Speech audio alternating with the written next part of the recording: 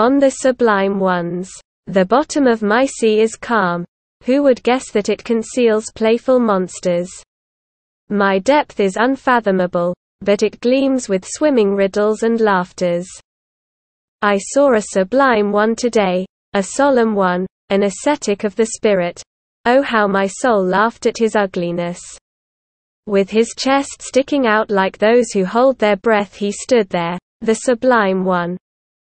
Silently, adorned with ugly truths, his hunter's spoils, and rich in tattered clothing. Many thorns clung to him also, but I saw nary a rose. He had not yet learned laughing and beauty. Gloomy this hunter returned from the woods of knowledge. He returned home from his battle with wild animals, but from his earnestness to a wild animal gazes, an unconquered one. And he stands there like a tiger that wants to spring. But I don't like these tense souls, my taste is hostile to all these retiring types. And you tell me, friends, that taste and tasting are nothing to be disputed. But all life is disputing of taste and tasting. Taste, that is simultaneously weight and scale and weigher. And woe to all that would live without disputing weight and scale and weighers. If he would tire of his sublimity, this sublime one, only then would his beauty arise, and only then shall I taste him and find him tasteful. And only when he turns away from himself will he leap over his own shadow, and truly into his own sun. All too long he sat in the shadows, and the cheeks of this ascetic of the spirit grew pale. He nearly starved on his expectations. There is still contempt in his eyes, and nausea lingers on his lips. He is peaceful now, to be sure, but his peace has not yet laid itself in the sun. He should act like a bull, and his happiness should smell of earth and not of contempt for the earth. I want to see him as a white bull, snorting and bellowing ahead of the plow, and his bellowing should praise everything earthly. His face is still dark. The shadow of the hand still plays upon him. His sense of sight is still overshadowed.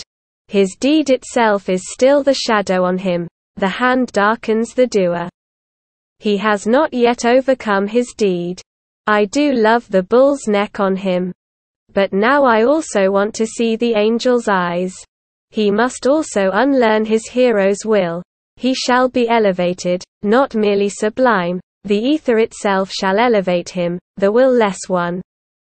He subdued monsters, he solved riddles, but he should also solve his own monsters and riddles. He should transform them into heavenly children.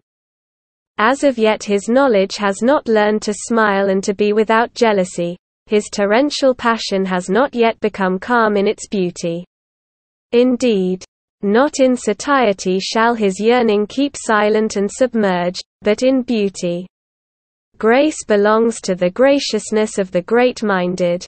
With his arm laid across his head, thus the hero should rest. Thus too he should overcome even his resting. But precisely for the hero beauty is the most difficult of all things. Beauty is not be wrested by any violent willing. A little more, a little less. Right here this means much. Here this means the most. To stand with muscles relaxed and with an unharnessed will. This is most difficult for all of you sublime ones. When power becomes gracious and descends into view, beauty I call such descending. And from no one do I want beauty as I do from just you, you powerful one. Let your kindness be your ultimate self-conquest. I know you capable of all evil, therefore from you I want the good. Indeed, I often laughed at the weaklings who believe themselves good because their paws are lame. You shall strive to emulate the virtue of a column. Ever more beautiful and delicate it becomes. The higher it rises, but inwardly harder and more resistant. Yes, you sublime one day you shall be beautiful and shall hold the mirror up to your own beauty. Then your soul will shudder with divine desires, and even in your vanity there will be adoration. For this is the secret of the soul. Only when the hero abandons her, she is approached in dream by the over-hero. Thus spoke Zarathustra.